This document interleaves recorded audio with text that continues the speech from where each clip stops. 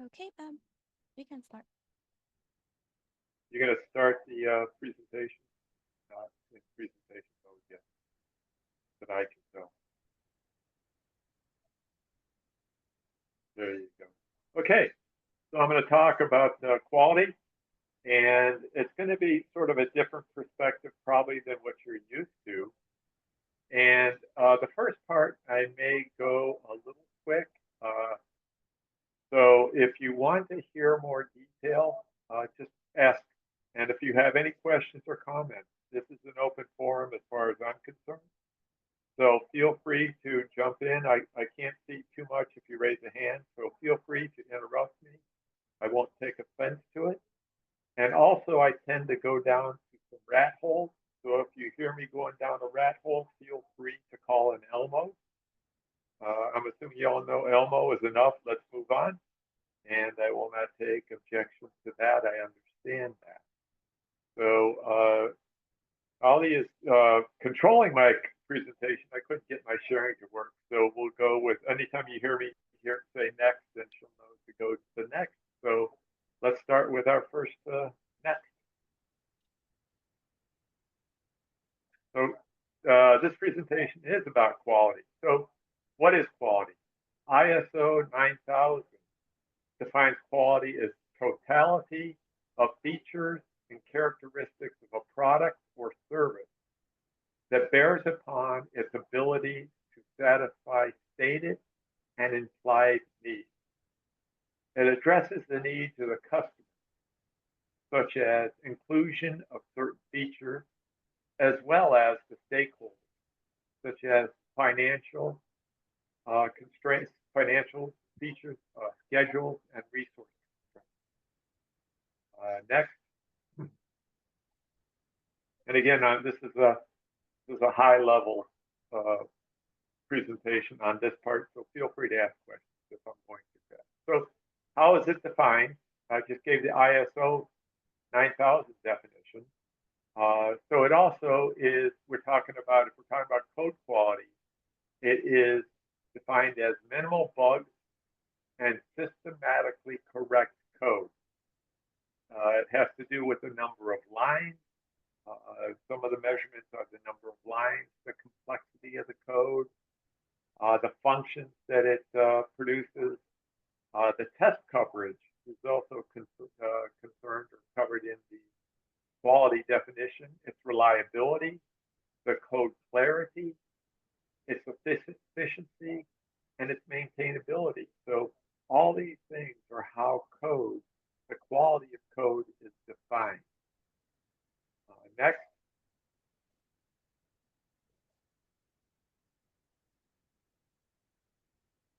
So I've already told you what quality is. Quality is the meeting the customer's requirements and uh, meeting the stakeholders' requirements in the company. Next. To me, the simplest definition of quality is how do you delight your customers? What are you doing to delight your customers? That is the simplest, to me, the simplest definition and measurement of quality. If you're not delighting your customers, you probably find you are losing. Next. And components of quality. So we'll start with quality control. Quality control consists of activities that operate and verify that the product or service meets the defined requirements and quality standards. Quality control is performed after production of the product or rendering of the service. Uh, it, um, it is measured by what the standards, the quality standards of the company are, and if it meets the requirements. And it is, you verify the quality after the production or delivery, production of the product or delivery of the service. This is a corrective type of quality in that it happens post production and it is only meant to to be corrected. And some companies do track the number of failed tests, where the failed tests are. So there's a lot of standards or a lot of metrics you can keep in this area to track how good your quality of your product or service is. Next, the second part of quality, second component of quality is quality assurance. It identifies and remediates processes that cause or allow defects in the product or the service. It is a manage of the production process. Quality assurance manages the production processes. So this happens before the service is rendered or the product is produced. It is preventive. It has to do with process. So where quality control is corrective, quality assurance is preventive. It is meant to prevent errors, bugs, not meeting our customer requirements to get put into the system. But quality control is correcting once they're in the system. Okay?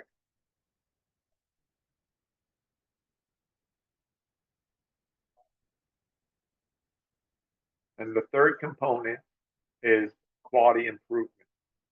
It's the systematic approach to the reduction or elimination of, of defects, waste, and losses in the production process. So quality improvement has to do with making sure that you're constantly delivering better quality, fewer defects, delighting your customers more. So these three components are what I consider to be the components of quality. And also to have these really be meaningful, they need to be planned. We need to have quality control plans, quality assurance plans, and probably quality teams, and also quality standards. So I'm going to go into a little bit more of this later. But the question you should ask yourself when you're thinking about quality in your company is, who owns each of these? Who owns quality control? Who owns quality assurance? Who owns, you're getting ahead of me, yes, thank you. So who owns quality improvement? Who owns the standard? And again, this goes across departments. It is not only information technology, but it's all the other departments can use these components of quality to increase their quality that they deliver. Next. So to me, the foundation of quality is the vision statement. So it is the foundation to the quality of the company, and it keeps everybody in sync. So the elements of the vision statement are: the vision statement should be memorable in that everyone in the company should easily be able to repeat the vision statement because they should be delivering what they are doing to forward that vision statement. It should be motivational. A good vision statement will cause people to want to come in and work toward this vision statement. It is future oriented. We're working our way to this vision. And it also sets a date. We are going to realize this vision at this time or in this year or at this date. And it's concise. It clearly and concisely states what our vision is. And if it is concise, it makes it helpful to be memorable so everybody knows the vision. And it's ambitious. Everybody, it should be ambitious. If we're not all working together, it should be so ambitious. We all need to work together as many teams as one team to meet this vision. And there's many others, but my last point of elements of a good vision statement for tonight is it's inspirational, not just to our employees, but to our customers, to anybody that we deal with. It should be an inspirational saying, I want to be part of this. I want to be part of this because I'm motivated by it and I'm inspired by it. So the most memorable and the best vision statement that I know of was not even meant to be a vision statement. It was President John F. Kennedy's address to Congress in, I think it's March 1961. Does anybody remember what that was? Some of you might not have been around by then, but it is. And I'm paraphrasing this. So it was an address to Congress. We will put a man on the moon and return him safely before the end of the decade. Who would not want to be part of that? Okay, so when I say it's inspirational, who does not want to be part of that? Again, remember, he was addressing Congress. So he had to get buy-in from Congress. And Congress has to get buy-in from the American people because they're going to be supporting. Now imagine you're working for NASA and your job is, your vision, NASA's vision, is putting a man on the moon. Who would not be motivated to come in and participate in that? That's what I say motivational. To me, I would want to be part of that. Memorable. Everybody knows. It's simple. It's concise. Put a man on the moon and return safely by the end of the decade. Questions yet? Because I've got a question coming up. Does anybody want to share their company's vision statement? Y'all must be on mute. I'll take that as a no. Okay, nobody wants to share their company. That is, to me, that says that the companies you are working for do not have a memorable or inspirational vision statement. And to me, you should go back to the company and say, why don't, because this is, to me, this is foundational to quality. Why don't we have a vision statement that is motivation, that's inspiration, future oriented, right? When I shared the one with John F. Kennedy, who would want to come to you? Can you see how everybody can rally around that? So that's what one of the fundamental reasons to have a vision statement. Get everybody together, making sure that they are motivated and they have bought into this vision and they want to support it the best they can so they produce good quality. Also, once your company has a vision statement, feel free for your department to have a vision statement. The department forms a vision statement to say, this is how we are going to support our company's vision statement. Okay. So, does anybody here work for Miami-Dade County by any chance? I'll take that as a no, since no one is standing up and saying. And I went because their vision statement is one of the worst vision statements I have ever seen, quite honestly. Their vision statement is delivering excellence every day. All right. I'll give it, it's concise and it's memorable. But how do you do that? How do you, so if I deliver excellence, one excellent thing a day, I'm delivering excellence. I may produce crap the rest of the day, but I deliver excellence once. You see where the problem is here? And it doesn't have a date. It's not future oriented. It's not saying we're going to do this by then. And it's to me, it's too ambitious. And I don't know. I just did not like that vision statement. And I hope you understand why. It's just too vague to me. So I would say so what the vision statement does, it says, where are we going and when are we going to get there? And I sort of had a personal vision statement maybe 12 or 15 years ago. I live in South Florida, and my vision statement was, I am going to be able to harvest 1 piece of fresh fruit from my yard every day of the year. And at that time, it didn't seem it wasn't too ambitious. In the summer, you have mangoes, and in the winter, you have citrus.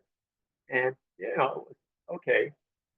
But we had the citrus canker come in. So I had to pivot a little and fill in the winter with different things. So one thing about vision statements you may see is that you get side effects from it. So one of the side effects from my vision statement of being able to harvest one piece of fresh fruit every day of the year is I was producing so much fruit, I was able to share it. I was able to give away fresh fruit to my neighbors, to my church community, to other organizations I work with. And, that's a wonderful, and you might find, and I would suggest that you consider what your own personal vision statement is.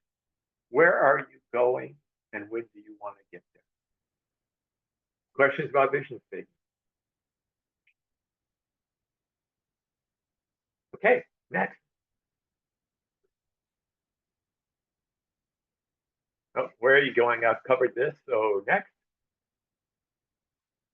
And when will you get there? So those are the two key parts of the vision statement. So next, we have the mission statement. The mission statement often operationalizes the vision statement. So it is, what are we doing? What is important to us? So these are the elements of a mission statement. It is, what are your fundamental products and services? What is your purpose? What are you in business for? What are you producing? What services are you providing? This is your mission statement. And again, like the vision statement, the mission statement should be memorable. Okay? So my church has, let me go back briefly to the vision statement. You can stay here. But a vision statement, every company does not need a vision statement depending where they are. I was associated with an organization where we were in existential crisis. We did not know if we were going to exist by the end of the year. So we did not need a vision statement because we didn't even know if we were going to exist. So sometimes your company or your department doesn't need a mission statement, but there are very few times it's that. So that being said, let's go on with this. Stay here. And so my church's mission statement is to reach out in God's love, grow together, and serve others in Christ. Okay? Concise, memorable. It is what we do. So vision statement, where we're going. Mission statement is what are we doing next? What are we doing and what is important to us? So vision statement, where are we going? When are we going to get there? Mission statement, what are we doing? What is important to you or what is important to your company? So that is, again, everybody has a common understanding. That's why, to me, this is also foundational or fundamental to quality. Everybody is pulling together and is bought into what we are doing. Next. All right, so we've heard of a vision statement and a mission statement. I've also come up with a concept called a quality statement. So understanding that Mercedes-Benz probably has a different quality standard or quality statement from Kia. All right, they're focusing on different things of quality.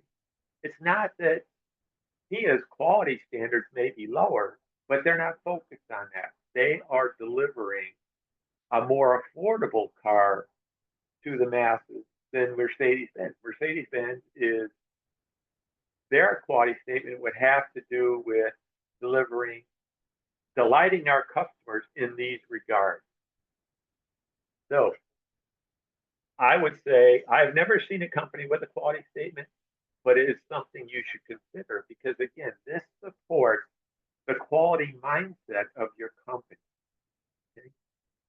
It can be used to say what distinguishes us from our competitors. And usually it's some sort of quality, but we understand what part of that quality will distinguish us. How are we going to delight? In which ways are we delighting our customers? And with this quality statement, we clearly state we accept that we are not going to do this, but we are going to focus on this. So, um, with a quality statement, it also would be supported with quality standards, uh, and also it can be used to hold each other accountable. When people are not living up to the quality statement, we can hold them accountable.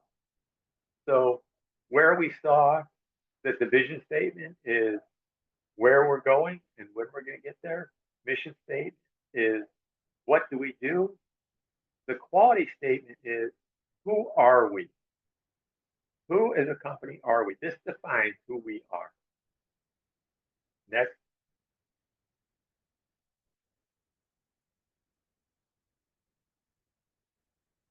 So quality is how do we delight our customers? Okay. So that being said, we have to know who our customers are. So, and over time, you may find that your customer base is changing. But if you haven't identified who your customers are, how can you delight them? How can you work? How can you deliver? What do we do? What are we doing to delight our customers? Next. Oh, go back one time too many. So you can find out who your customers are by going to marketing and sales. They should know who your customers are. If you haven't identified your customer base, again, how do you delight them? So when you're identifying your customer base, understand there may be multiple facets or multiple customer types in this base. So let's look at Chevrolet. It probably has a number of different customer types. So one customer type is the sports car customer, right? The Corvette, the Stingray, the Camaro. These would be the sports cars. Even between that, the sports car customers, you probably have different customers between the Corvette Stingray and the Camaro. Understanding those customers. Then you have your economy car. You have your truck. You have your SUVs. These are all different customers. And now you have your electric vehicles. So these are all part of your customer base, but you should identify them so you can work to delight them. And then you can also identify who delights each part or who is responsible for delighting each part of the customer base. Who is serving, who is producing product for each part of your customer base. Next.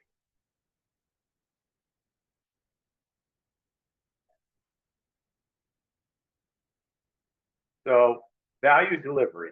All right, this is where we're getting into the crux of it. I've been speaking too fast, I guess. I'm getting ahead of myself. So value delivery. We have part to me, the different aspects of agile, its framework, its artifacts, its ceremony, all have to do with value delivery, quality value delivery. Um, it's inherent. It's the different ceremonies, artifacts have an inherent focus on quality. So let's look at the different values of agile value delivery. Okay, so we have the four agile values: individuals and interaction over processes and tools. You know all these. I'm just going to review them. Working software over comprehensive documentation, customer collaboration over contract negotiation, and responding to a change over following a plan. Now, where I'm going with this is taking Agile, it's formal ceremonies, it's artifacts, and it's framework, and pushing it out to other departments in our company. So these values are still applicable with different departments, different teams, individuals' interactions over processes. Just don't, when you try this, don't try and do it formally because they may push back. So we have the 4 agile values, and then we have key agile principles next. Now these principles are what we can spread throughout the company in the name of quality. So you didn't do my next, but that's okay. We're talking about principles. So we'll get there. So some of the principles, some of the key principles of agile delivery, value delivery, is early and continuous delivery of value to the customer.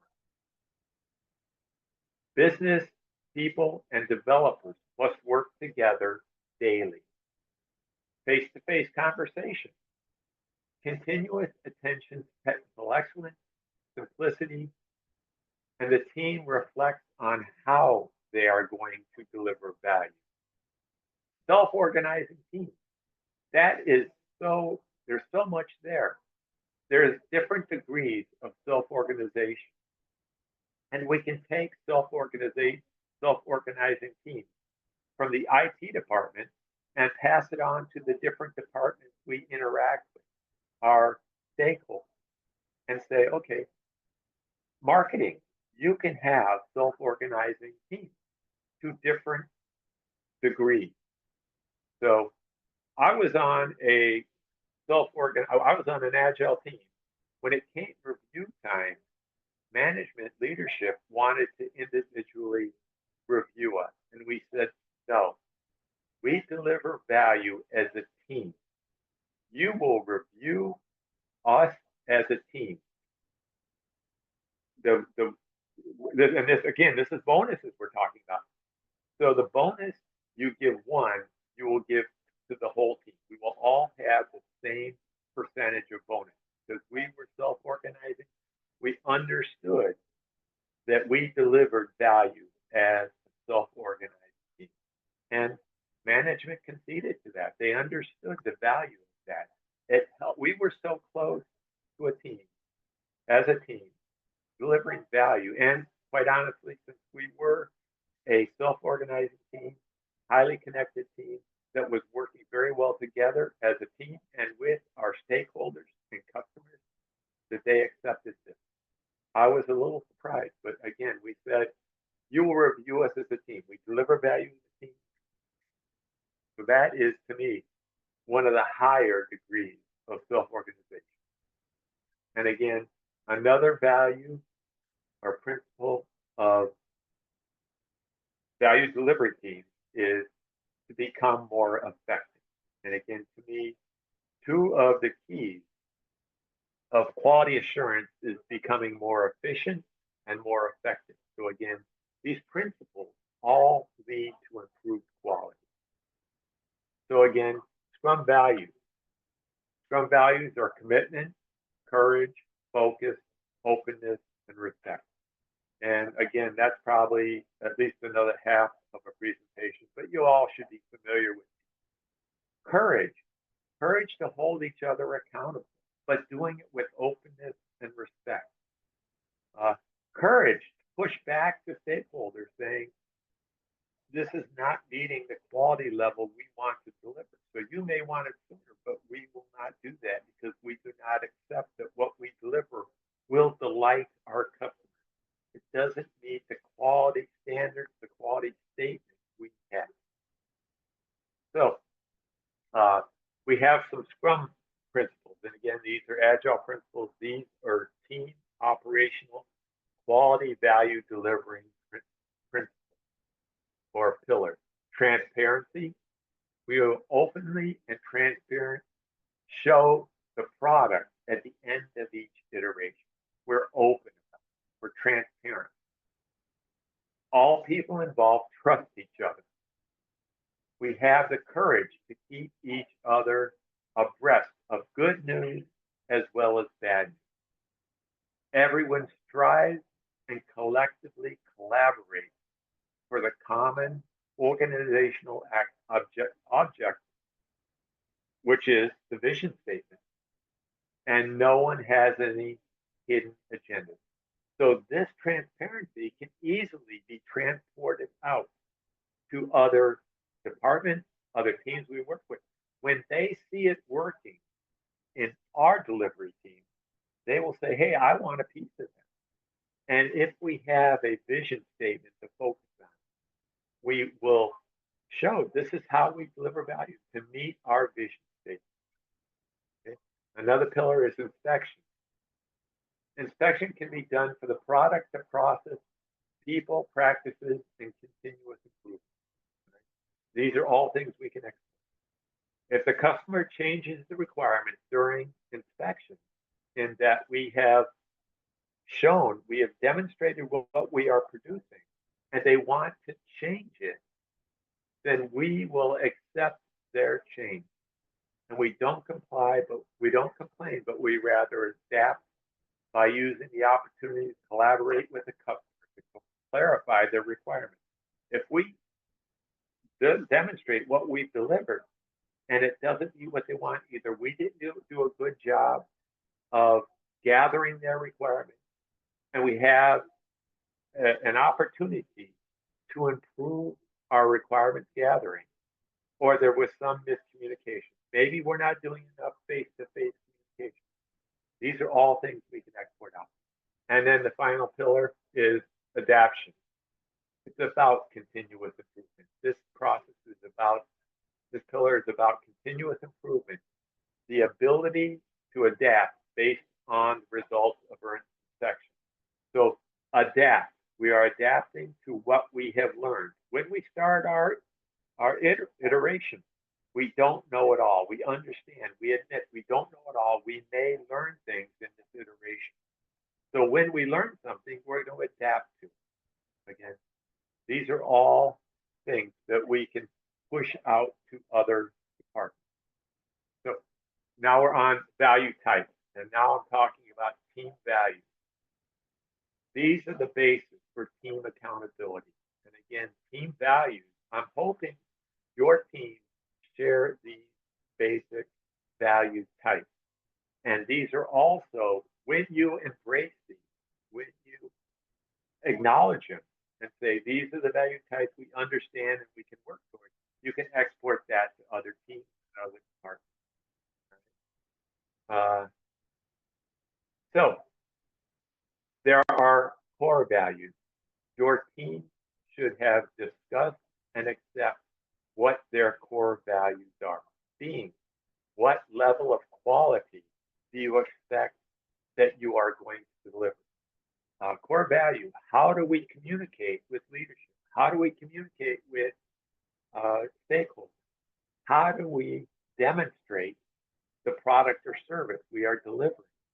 These are all core values, and we all understand. It's like a vision statement, but a value statement. We all understand it, it's concise, and we all buy into it. Then there are minimal behavioral values, right? The team should understand what minimal behavioral aspects are accepted and not accepted. So every team, whether it is formalized or discussed or understood, they have minimal behavior values. There are some things you see that a teammate may do that the team should call them accountable for, saying, this is not acceptable. And maybe that will lead a conversation to say, well, what do we find acceptable? What do we find unacceptable? Again, this is openness, and this is being together and working together as one team. Then there are unintended values that we find that as we operate, we haven't formalized these values, but they are unintended. And I hope quality isn't an unintended value, that you have all discussed this and you understand what your quality standards are and what your quality statement is. But there are other things that you find, maybe unintended value. You find your team is operating, and this is the way they operate different from other teams. And again, each team is unique in what they deliver, how they deliver it, and what their values are. And finally, the final value is aspiration value. What are we aspiring to? What values are we aspiring to uphold and hold each other accountable to? Next.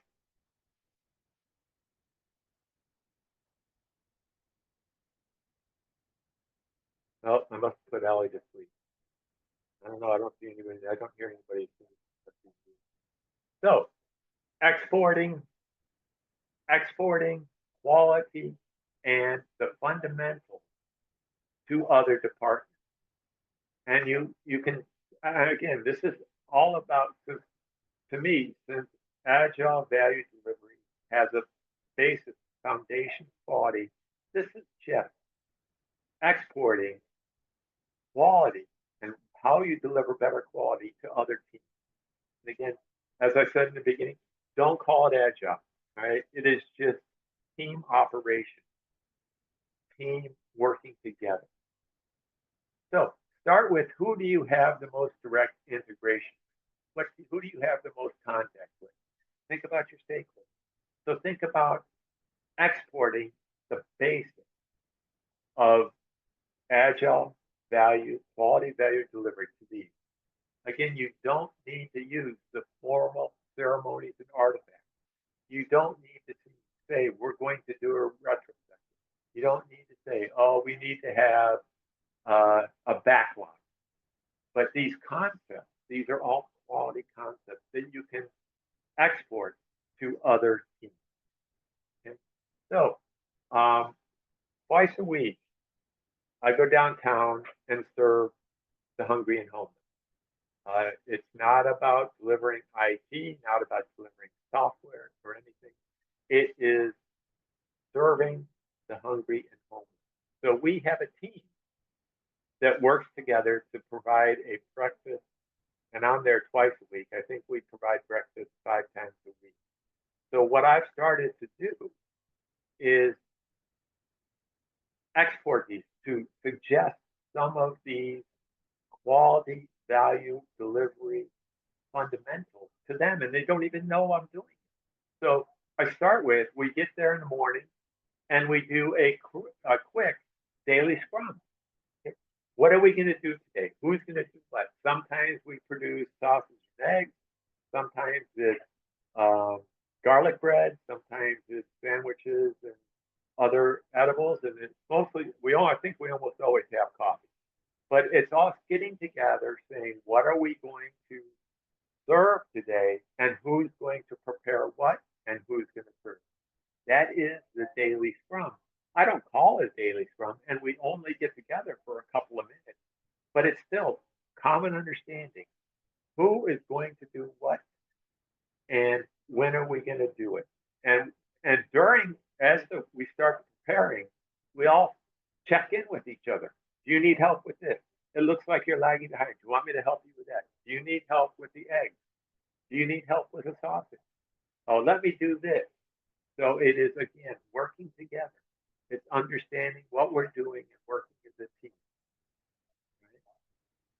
Right? And so really when the daily scrum, we look at these things, we look at how are we supporting each other? These conversations are we have as part of the daily scrum, but we don't need to say it. We can just do it. It's caring about your team, right? We don't have to say we have a backlog. We say, okay, sometimes we're looking a little further down the, what are we going to do next? That is, we don't have to call the backlog. And then we say, okay, we have a common understanding. This is what we're going to do here. And say, oh, we take a checkpoint. Well, we may have problems. We revisit it. We revise it. Again, the daily scrum is time for a quick, caring accountability for the whole team. And again, some people may come in and having personal problems. So we support each other. Oh, you're having problems at home. You need to go. Your mother is having problems. Go home. Take care of her. We'll cover for you. This is all to me what the daily scrum is about. Right? Iteration review, celebration, even bragging. Okay. You don't have to call it an iteration. You're celebrating what value you have delivered. You're celebrating as a team. The team comes together to show what they have delivered. They're bragging on themselves. Again, everybody wants to do that. We just don't call it iteration review. Just call it a time to show what you've done. Be proud of what you've done. You've delivered quality. Be proud of it. Celebrate it. Brag about it. Teams love doing that. You can export that easily to other teams outside of IT. And again, iteration goal. It's a common understanding and acceptance of what we're going to do together. What value are we going to deliver and when? And again, this goes back to the mission statement. What are we doing? The vision statement. Where are we going and when? Again, this is all iteration goal, but you don't have to call it. Everybody has common understanding. Iteration planning. Just where are we going? How are we going to get there? What is our initial plan? Understanding. It keeps everybody in focus. Right? And the retrospective. It's easiest to start on this. So, I'm sorry, retrospective is one of the most difficult ones to export because it's looking at ourselves saying,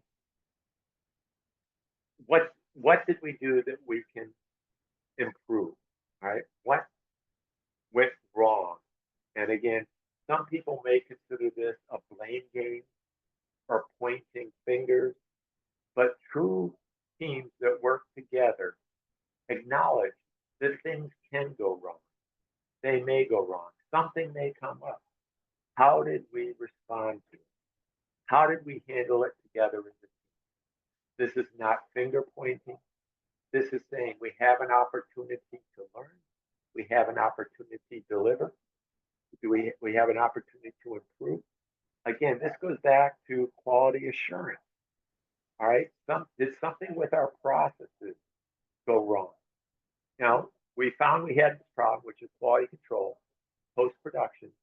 Was it our processes? What can we produce? Was it our team connection? Where can we make this improvement? Don't call it retrospective. Just look at it as what can we do to improve?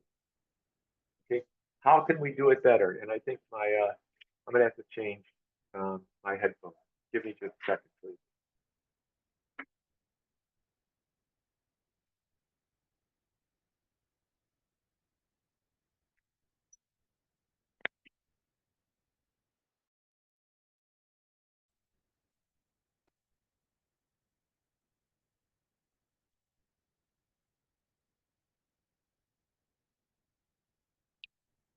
All right, can you hear me?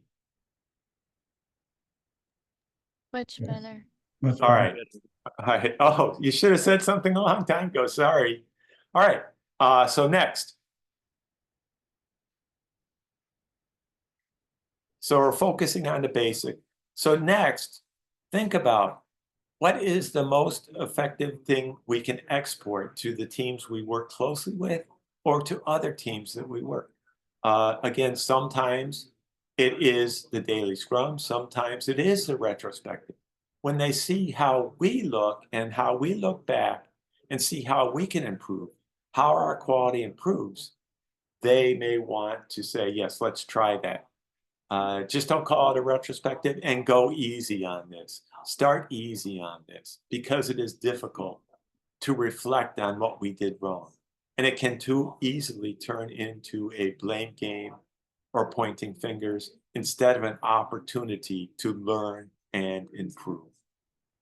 And also, it gets them in a mindset that we will improve.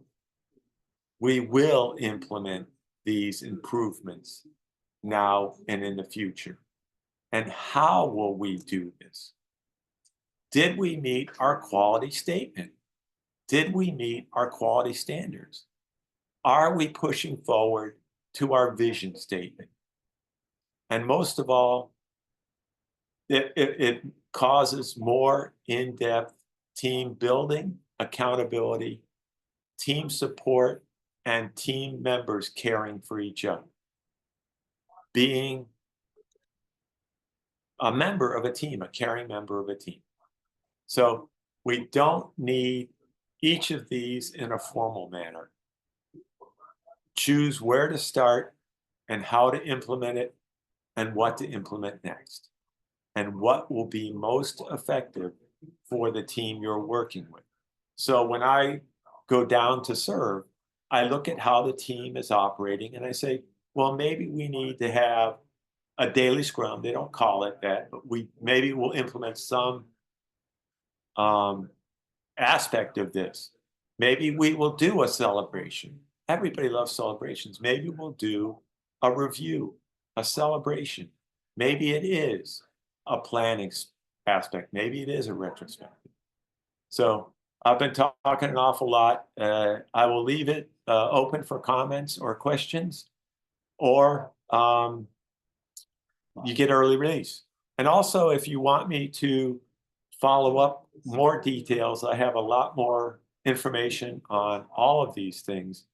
If you're in South Florida, I would be glad to come and present it to your team, your department, or whatever. If you're remote, same thing. I will gladly do a Zoom meeting to present any of these ideas, vision statement, mission statements, quality statements, all this to get not the quality aspects of agile value delivery, not just in software delivery, but in delivering value to our customers and delighting our customers. I'm always open to give any part of this presentation in more detail to anybody that asks if I'm available. And again, I'm retired, so I have plenty of availability.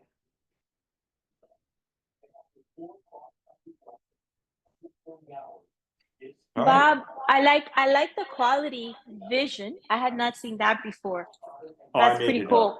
up. That's pretty cool. No, but it's true because Yes. that's another area that's really important for companies, and not too many organizations have that, or I haven't seen any that have had that. But that's a really good practice.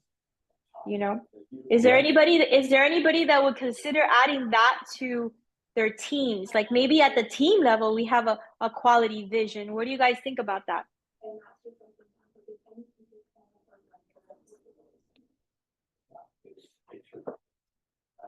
Well, I think it's certainly worth articulating what quality means for a given team, because otherwise, how do we know whether it goes as far as a vision or not? I don't know. I guessing that would kind of depend.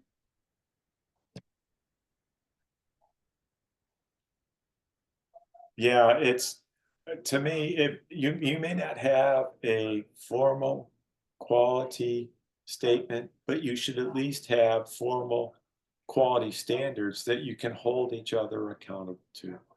And if you don't, start developing them, saying this is what we define as quality.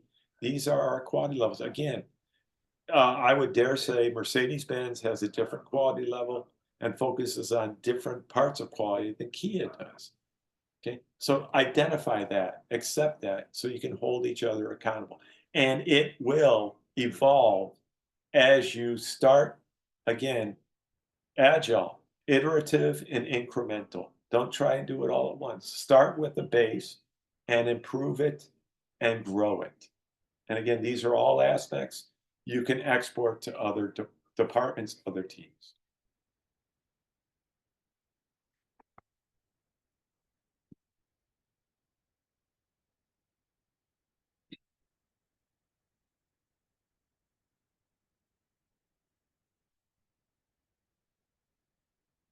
You can go to the next because it just has questions and comments, so they know they're not stepping on my toes.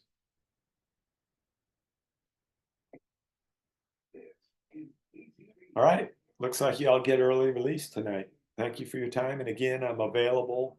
You can go through Rick or Regina I can make myself available most times, except I'm going out of town this weekend, but anytime in the future, I will gladly give any aspect of this presentation to anybody that asks.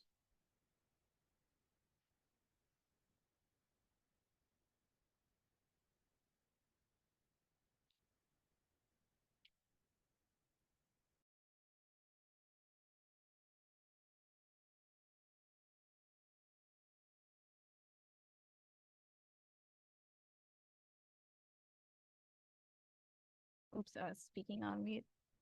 So the floor is open for questions and comments. I will also share a link to our post today.